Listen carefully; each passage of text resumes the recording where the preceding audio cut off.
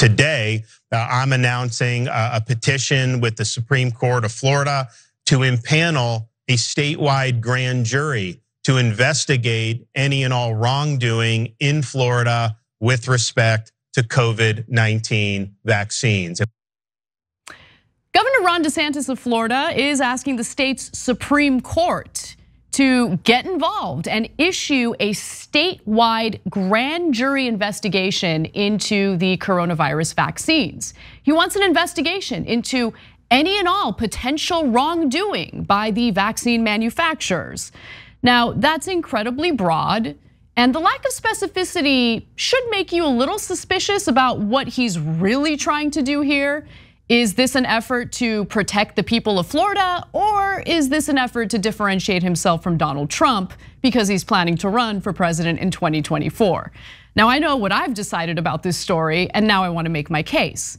Now, Florida Governor Ron DeSantis asked his state's Supreme Court to greenlight an investigation of, again, any and all wrongdoing in Florida with respect to COVID-19 vaccines. Okay, again, that seems incredibly broad. And if there were any wrongdoing by these vaccine manufacturers, if there was any proof that this needed to be investigated, typically the state's attorney general would get involved.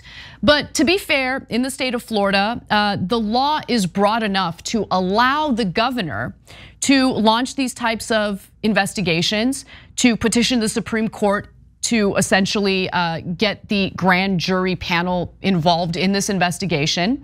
But there are some requirements in order to do so as a governor. For instance, he would have to have a good and sufficient reason for pursuing the statewide grand jury.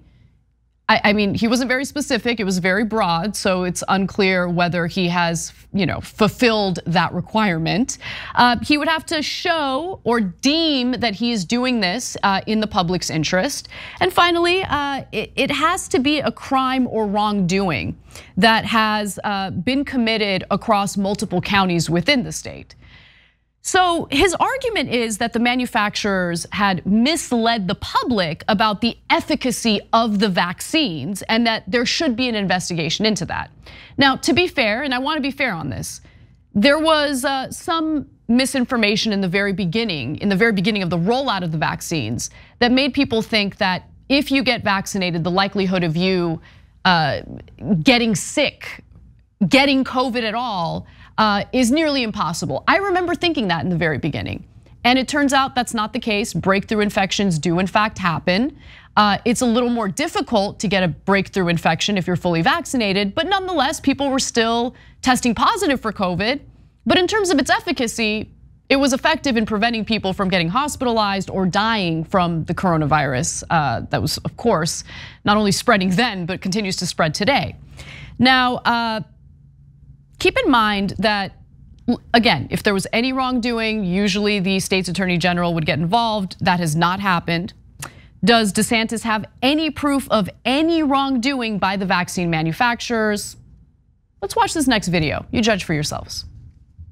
You mentioned they has to show that there was a crime or wrong. Is he gonna have to show that to the Supreme Court before this grand jury is impaneled? And what kind of evidence would he have to present?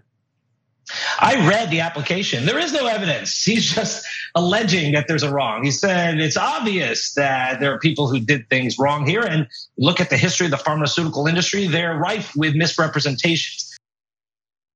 One of the other things that he's trying to do, by the way, is appoint an oversight board over the practice of medicine in the state of Florida. And look, all of this vaccine denialism is really, really interesting stuff, because why is this popping up now out of nowhere? Like, what is he really trying to do? Because again, the lack of specificity in the documentation or the documents he filed, the lack of specificity even in the context of the press conference he had, really makes you wonder what he's actually trying to do here. And there are other issues with DeSantis's announcement about this effort, and I want to show you exactly what I mean in this next clip. in Florida, it is against the law to mislead and to misrepresent, particularly when you're talking about the efficacy of a drug. We see just recently, Florida got $3.2 billion through legal action against those responsible for the opioid crisis. And so it's not like this is something that's unprecedented. It is ironic in that press conference that he brought up the opioid manufacturers. Do you know what did not result in a statewide grand jury? The lawsuits against the opioid manufacturers. The governor did not go to the state Supreme Court to get a grand jury against the opioid manufacturers. So here we're doing something totally different than we've done before. And that is exactly correct. The analysis you heard at the end of that clip, the governor, meaning Ron DeSantis, did not call on the Supreme Court or petition the Supreme Court to have a statewide grand jury investigation into the pharmaceutical companies behind the opioid crisis. When he referenced the amount of money that Floridians had received, he was referencing the settlements that the pharmaceutical companies had made with the victims of the opioid crisis through these lawsuits, right? So the lawsuits happened.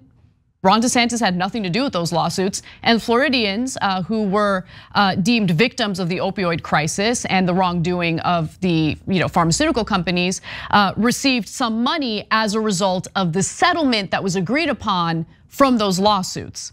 Now, what DeSantis is really doing here, and I think it's very clear for anyone paying close attention, is he's setting the stage for the battle between himself and Donald Trump. And the reason why that's clear to me is because, again, this kind of came out of nowhere. He's really posturing as someone who is questioning the efficacy of the vaccine, someone who really took a stand against vaccine mandates. And if you think Donald Trump is the same flavor of vaccine denialism, you would be wrong, because he has not only taken ownership for the creation of the vaccines, even as vaccine denialism was alive and well within the Republican Party, he was encouraging people to get vaccinated. And if you're wondering what I'm talking about, here's a video to prove it. It works incredibly well, 95%, maybe even more than that. It works incredibly well. When you have the vaccine, people that do, and it's a very small number relatively, but people that do get it get better much quicker. And it's a very important thing to know. They don't get nearly as sick, and they get better. Lindsey Graham's an example. He said, if I didn't have this vaccine, I would have died. So what Ron DeSantis, again, is doing here is setting the stage. How does he differ from Donald Trump? And he knows full well how the Republican voters feel about the vaccine, because of the fact that the vaccine, along with pretty much every other element of the coronavirus pandemic, was politicized like crazy. The coronavirus mask, the masking mandates ended up being a symbol of the ongoing, never-ending culture war. And the vaccines, unfortunately, got bundled into that entire battle. And so what Ron DeSantis is doing here is saying, no, I'm taking a stand against the vaccines, knowing full well that Donald Trump is on the record taking ownership of the vaccines and even encouraging people to get vaccinated. Now, it could be a smart political move. And to be quite honest with you guys, look, you gotta differentiate between the morality of it, which I would hope you guys know where I stand on that, right? I think it's pretty gross to play with people's lives and politicize something as important as a vaccine that was saving people's lives in the middle of a pandemic. But then there's the political element of it. And politically, in terms of a political strategy that is likely to appeal to Republican voters, this might be a very smart strategy for Ron DeSantis. In fact, this is the first example I've seen from Ron DeSantis carrying out something strategic against Donald Trump in a very smart way that isn't going to immediately draw attention from Trump or draw his ire. And look, if you look at the polling, I mean, we shared a poll with you guys earlier this week that showed that the majority of Republican voters, this is a USA Today Suffolk University poll, shows that the majority of Republican voters are now on Ron DeSantis' side. They're more willing to vote for him as opposed to Donald Trump. And now there's a new poll. A new Wall Street Journal poll among GOP primary voters reveals Florida Governor Ron DeSantis holds a 14-point lead over former President Donald Trump for the 2024 run for the White House. So when DeSantis says, no, I'm not planning on running, he's lying. Because if he does have the goal to eventually become president of the United States, now's the time to do it. And there ain't any way he's gonna squander that opportunity. He's gonna go for it full force. And to me, this is the first example of him really setting the stage for that. Now, I wanna also address the morality of all of this, okay? Because this is also something I see happening with the Republican Party over and over again. Publicly, they have no problem playing with the lies of ordinary people. They have no problem, putting out misinformation that leads to skepticism over the vaccine. No issues as long as it's politically beneficial for themselves. But you should also know what was going on behind the scenes. Because in December of 2021, when the first doses of the coronavirus vaccine were being rolled out, there were certain people in the state of Florida that Ron DeSantis ensured would get to skip ahead of the line. Okay, they got vaccinated before elderly people, they got vaccinated before essential workers, and all those people ended up being, oh, that's right, Ron DeSantis's incredibly wealthy donors. Let's watch. In Manatee County, Florida this week, thousands of people got the call they'd been waiting for. Come to the affluent Lakewood Ranch development and get a COVID vaccine. We were very fortunate. We got the call, we came right down. It was more than good fortune.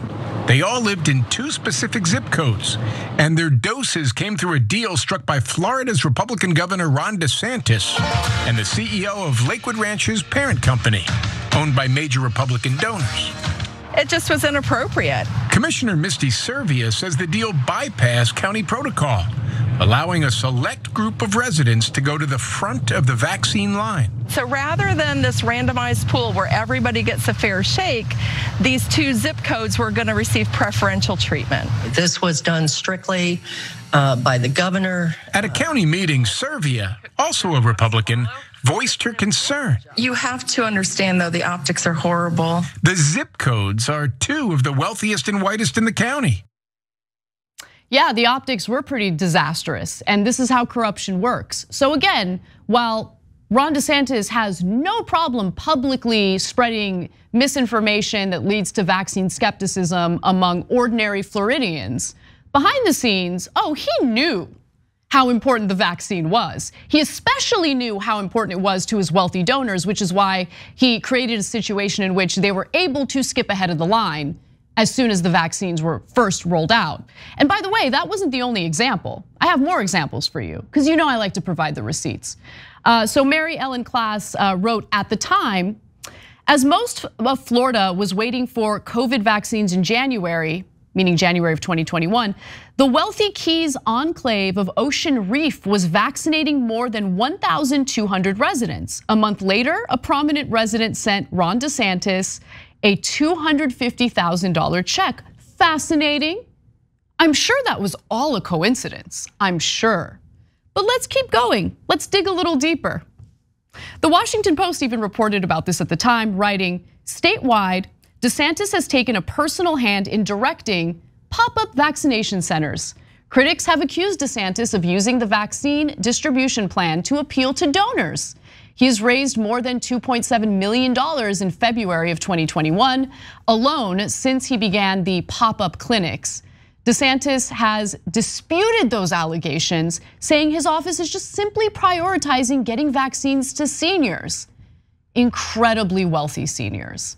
So who was that donor that the tweet earlier had referenced, the $250,000 check that was written to Ron DeSantis? Who exactly sent that to him? It was a former governor of Illinois, a guy named Bruce Rauner. And he happens to live in this incredibly wealthy enclave referred to as the Ocean Reef Club, okay? So let's learn a little bit more about that.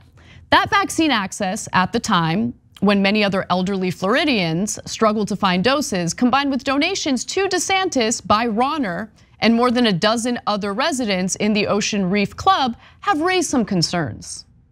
Just some concerns. So Ocean Reef Club, by the way, is a high security gated community filled with luxury vacation homes. Homeowners pay an annual membership fee just to live there. And to get a condo in that area at the time, I'm sure the prices have gone up since, it cost about $900,000, nearly $1 million for a condo in that area. So very well-to-do part of Florida. By January 22nd of 2021, get this, 75% of the club's 1,600 homeowners had been vaccinated, according to a community newsletter that had been obtained by the Herald. The club acknowledged in that letter that it had received enough vaccines to provide 2 doses to each of the 1,200 members eligible to receive the shot. And guess what? Everyone in that area was eligible. The donors to Ron DeSantis ensured that would be the case. So vaccine apparently real important for the wealthy. And at the same time, Ron DeSantis is publicly saying things that lead to skepticism over the efficacy of that same vaccine. This is how politics is played. Immoral, disgusting, but as long as it's politically beneficial for Ron DeSantis, he'll do it. And he's not the only one. This is how corruption works in America. This is how the game is played. That's what needs to change. Thanks for watching The Young Turks, really appreciate it. Another way to show support is through YouTube memberships. You'll get to interact with us more. There's live chat emojis, badges. You've got emojis of me, Anna, John, JR. So those are super fun. But you also get playback of our exclusive member-only shows and specials right after they air. So all of that, all you gotta do is click that join button right underneath the video. Thank you.